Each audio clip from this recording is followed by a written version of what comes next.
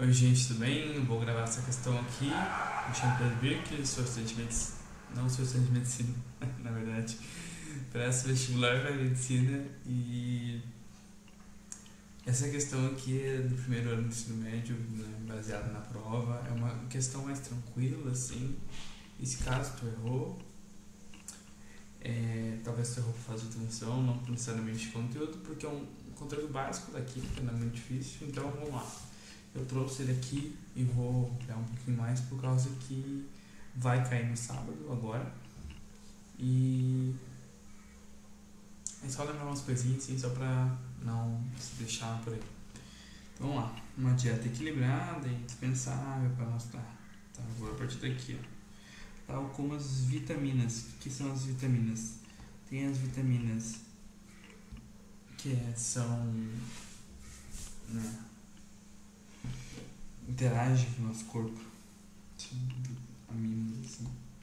Vamos lá, então a gente tem a hidrossolúvel, as hidrossolúveis e as lipo, ou seja, as lipo são solúveis em gorduras e as hidro são em água. A lipo, eu tenho um macetezinho para lembrar que eu vi lá no estudo, que é queda, ou seja, vitamina K, E, D e A. Lembrar que a vitamina D ela é importante nos hormônios sexuais, tá? Lembrar também, importante. A vitamina D ajuda nos hormônios a produzir, então ela é importante, a vitamina D. E as hidro são. Ah, que cachorrinho, cara. Desculpa. Talvez vocês estejam escutando, espero que não. Xarope. E aí então tem a queda e tem a hidro. A hidro, tipo assim, ó, lembra? A lipo em excesso ela faz muito mal, porque ela se acumula na gordura. Ou seja, ela se acumula nos tecidos adiposos. Então tem que lembrar disso aí. Já a hidro ela vai no xixi, né? Ela vai na urina, então o consumo dela vai ser excretado. Claro, em excesso é diferente. Mas vamos lá. Os minerais são fundamentais para qualquer campo. Os minerais essenciais têm funções e propriedades muito particulares no organismo. Sim, cada um desempenha. Por exemplo, o sódio desempenha um papel importantíssimo, o potássio também. Enfim. Tá? É feita distinção entre oligoelementos, poucos, né? Oligo é poucos, ou pode ser. Acho que é oligo. Mas... E o macro, que é grande, né? Elementos grandes. Os oligoelementos e macroelementos são compostos inorgânicos, ou seja, sem carbono, que pode se ligar através de ligações iônicas, que têm um alto grau de eletronegatividade e que são polares, ou seja, tem polos, tem um polo positivo e negativo, ou ligações covalentes. Ligações covalentes são dois ametais. É metal com metal, lembra disso? Em que tem uma diferença de eletronegatividade, então não é tão significativa, ou seja, pode ter polos, então pode ser às vezes um composto polar ou não. Então, possuem ligações covalentes, como posso seguir, exceto então, que é o que não tem. Tem a tabela periódica no fim da prova, então se caso é dúvida na prova é só olhar lá. Mas o selênio ele pertence, mesmo que não aparece muito, mas ele é um metal. Então só olhando lá tu vai ver. Então já descarta. O nitrogênio a gente sabe que é da família 5, 5A. O flúor também, o oxigênio a gente sabe. Então o que sobra é o cloreto, né? Que o ferro é. O ferro aqui ele se liga ao cloro, ou seja, é uma ligação de um metal com a metal. Understood? Então tá. Eu pensei em te ampliar um pouquinho só para ver as forças intramoleculares e intermoleculares, só para a gente dar uma revisadinha. Só 4 minutos de vídeo é muito pouco, então vamos lá. Então a ordem de grandeza é covalente, aí iônica e metálica. Ó, só vou escrever aqui. Intra. E aqui, intra. Ó, só pra explicar. Intra é dentro. Ou seja, pra gente entender isso aqui. Pensa eu com minha família. Eu sou uma molécula e interajo com minha família. Ou seja, formamos um composto. Né? Denominado família. Mas eu tenho minhas particularidades. Meu pai, sei lá, minha mãe tem outras particularidades. Mas a gente forma uma união família. O que quer dizer? A gente forma um composto. Ou seja, o composto é várias moléculas do mesmo tipo. Então, intra sou eu, supostamente. Então é uma molécula só, é dentro. O que explica o covalente e o iônico ser essa diferente força? É pelas ligações, o caráter das ligações. Ou seja, na covalente, as ligações são bem firmes, são rígidas. Elas são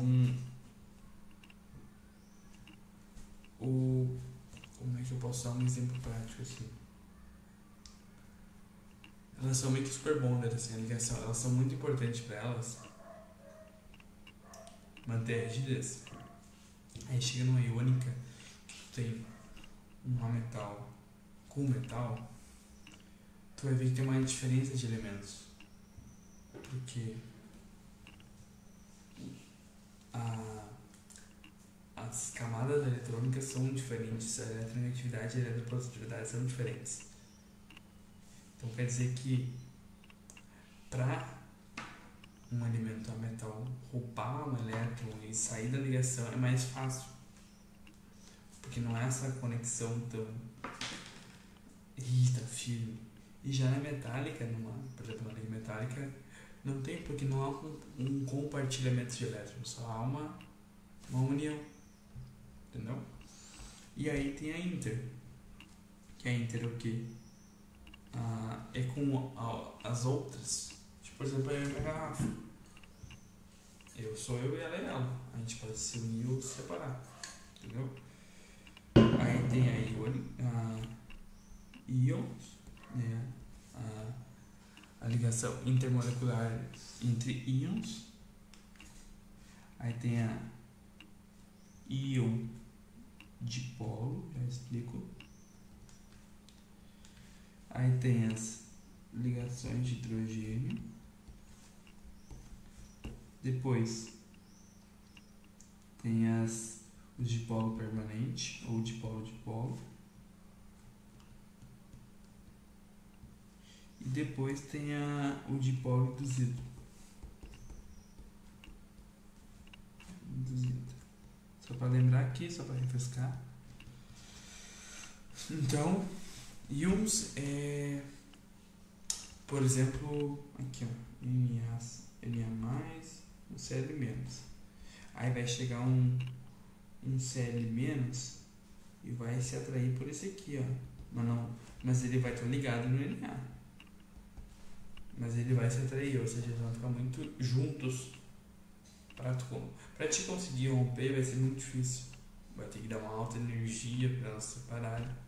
Mas não é impossível. Não é impossível, que nem a covalente é muita energia. E aqui entre moléculas, então tem mais uma facilidade. Porque elas não tem uma coisa rígida, é só uma nuvem, assim, é só uma atração de diferencial de potencial. Diferença de ADDP, né? Tem uma diferença de potencial. Na íon dipolo, lembrar que tem. Cara, lembra de sal, lembra de água. Acabou. Lembra de sal, sempre lembra de sal. NaCl. O que vai acontecer na água? Como a ligação covalente ela é mais forte do que a iônica, tende na água a se abrir a ligação. Ela tende a ficar aqui, ó. Vamos pegar um recipiente, vai ficar uma aguinha aqui, né? Vai ficar água. E aí você vai botar assim, ó, que nem o turco lá, sozinho. E aí vai ficar assim, ó, Na+, ele vai se abrir, no caso, né? Meio chulo, mas ele vai se abrir. Ele vai se dispersar, ele vai meio que quebrar a ligação. E aí, aqui vai ter em solução, mas também vai ter moléculas, né? Ele não vai se abrir todo, mas ele vai acontecer o seguinte: vai vir um oxigênio. Todo mundo sabe que ele fica negativo e ele tem polos aqui. E como ele é negativo e aqui é positivo, vai vir um Na e vai pensar, opa, vai vir esse elemento. Opa, tu tá aí, tá direto, isso aí, pô, vamos se juntar aí. E aí fica um do ladinho do outro, assim. Pá, fica na minha, eu fico na tua, né? Também de boa. E aí tem essa atração, né? Do Na com... E ao mesmo tempo que vai vir um Cl menos, ele vai querer ficar pertinho dele. Tipo, ele vai ver, opa, vai ver. Tchum, aí fica aí, fica do lado.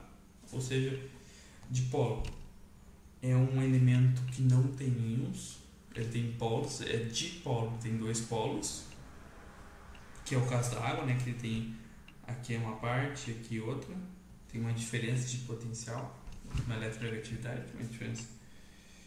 E aí chegamos à ligação de hidrogênio, sempre lembra H, FON. Lembra que é com outras moléculas, não é entre ele mesmo, é entre outras moléculas. Ou seja, quando o elemento tem OH, com outras moléculas ele tende a ficar mais firme, mais rígido, mais estável com os outros. Então lembra, é flúor, oxigênio ou nitrogênio. Lembra das aminas. As aminas sempre estão aqui nessa ligação de hidrogênio. Aí tem dipolo permanente ou dipolo-dipolo, que ou seja, é dois elementos polares, eu vou até botar aqui, dois polares, duas moléculas polares. Pode ser tipo acontecer de ser moléculas distintas, mas geralmente, por exemplo, uma carbonila, ela não tem ligação de hidrogênio, que é carbonila esse aqui, né? Aí continua. Tipo, ela não tem ligação de hidrogênio, mas nem tem só carbono. Ou seja, ela tem porque aqui, ó, os elétrons do carbono vão ir para o oxigênio. E provavelmente o oxigênio, o carbono receba alguns. Então vai ter um remeleixo ali. Então nesses casos há polos, mas muito fracos. Não são que nem a ligação de hidrogênio. Muito menos a ligação íon dipolo. Então é importante te lembrar. E dipolo permanente tem dois polos. Então, dois elementos caracterizados como polares, tá? Não somente a polares. Tipo aqui, no dipolo permanente, sempre pode dar uma molécula que vai ter tanto uma parte polar e outra parte polar. Então, tem que cuidar. Tipo, tem uma carbonila, então já tem que dar uma... Opa, talvez, será que não seja? Talvez pensar. E o dipolo reduzido, que é óleo com óleo. É ambos apolares. E aqui tem que lembrar que ela é muito fraca. Por que um óleo frita, entra em ebulição a 140, 120? Porque ele tem uma extensa camada extensa massa molar, por isso que ele é tão alta temperatura. Porque compara, mesmo a molequinha e ter ligação de hidrogênio da água se é 100, pensa. Então imagina o quanto que de massa molar de carbonos na sua estrutura que ele tem que ter para ser mais ainda que a água. Então, geralmente ebulhe, não evapora, mas ebulhe não, vou dar assim, ó, ponto de ebulição baixo, geralmente, né? Aí tem que considerar o número de saturações também, a massa molar e as ligações intermoleculares. Porque quando ela vai para o estado gasoso, a molécula em si não vai se romper. Ela só vai ficar no estado, vai ficar lá. Não vai ficar quebrada no meio. Por causa que ela tem ligações covalentes. Tem tudo isso.